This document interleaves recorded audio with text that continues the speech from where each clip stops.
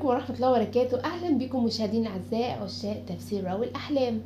طبعا كلنا بنعرف إن المنام بيجيلنا رسالة من عند ربنا فيها بشارة أو إنذار أو انتباه. هتكلم على رمز جميل جدا هو رمز الزواج في المنام. هتكلم بالنسبة للبنت العزباء لما تحلم إنها عروسة أو شافت فرح. للمتجوزة لما تحلم انها بتتجوز تاني او جوزها بيتجوز عليها، بتصحى من النوم قلقانة ومخضوضة، جوزي هيتجوز عليا ولا ايه؟ احيانا الحلم بيكون بشارة، احيانا بيكون انذار. هنعرف كل التفاصيل ديت. بس اي حد عنده رؤية ومحتاج في تفسيرها ما ينسيناش بلايك واشتراك في القناة ويكتب لي رؤيته اسفل الكومنت وانا ان شاء الله افسرها له. كمان هنا من الرموز المهمة جدا، هل الفرح اللي انت شفتيه ده كنت لابسه ايه؟ هل كان فيه موسيقى ولا لا؟ كان فيه اغاني ولا لا؟ هتكلم كمان المنام برضو يخص البنت الحامل المتجوزة وحامل. رموز جميلة جدا يا جماعة، فيها شفرات، بشاير حلوة قوي، احيانا بيكون فيها انذار مهم ناخد بالنا منه.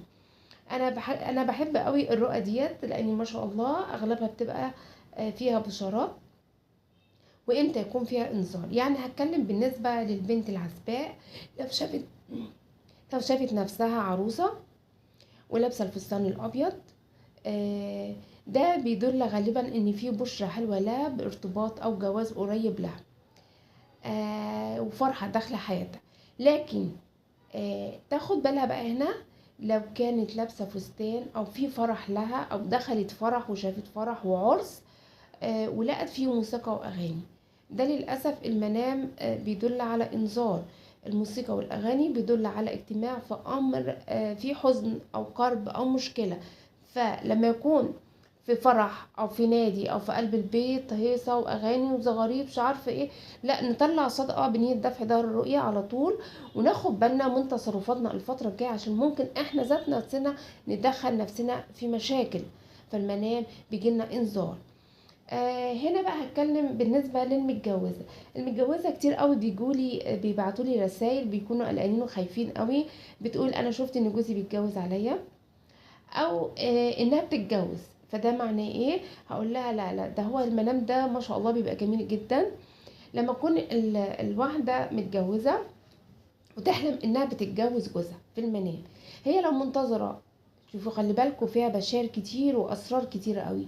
هي لو منتظره حمل بتبقى وشافت نفسها بتتجوز جوزها، ده بيبقى بشرى لها بحمل لها، وهيكون المولود هيكون ولد وهيكون نفس مواصفات باباه او شكل باباه.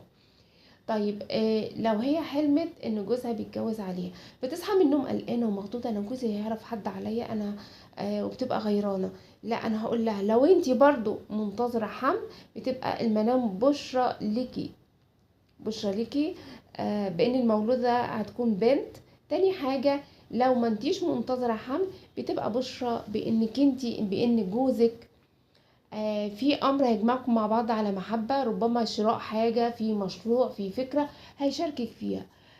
لو شفتيه بيتجوز واحدة تانية غيرك، فالمنام بيقول عن في خبر حلو هيوصل له، او مشروع بيسعى اليه، او فرصة بيسعى اليه، او سفر له وهيكون منشغل عنك شوية. فالمنام برضو بتبقى بشرة ان في حاجة حلوة داخلة عليكم الفترة الجاية. كمان بيكون في محبة وترابط ما بينكم الفترة الجاية، بتبقى بشرة لو في زعل ما بينكم.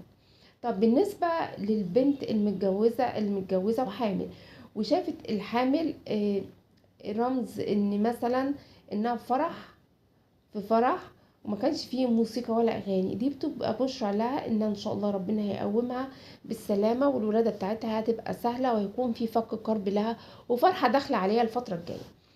لكن لو بموسيقى او اغاني فخليها تاخد بالها من صحتها وتطلع صدقه بنيه دفع ضرر الرؤيه. عايزه اقول لكم حاجه جدا مهمه جدا، رؤيه الجواز بالموسيقى والرقص يا جماعه بتبقى من اوحش الرؤى، بتبقى فيها اشاره بان في امر هيكون للاسف سيء في حياتها، بيدل على حزن او هموم او مشاكل جايه لها.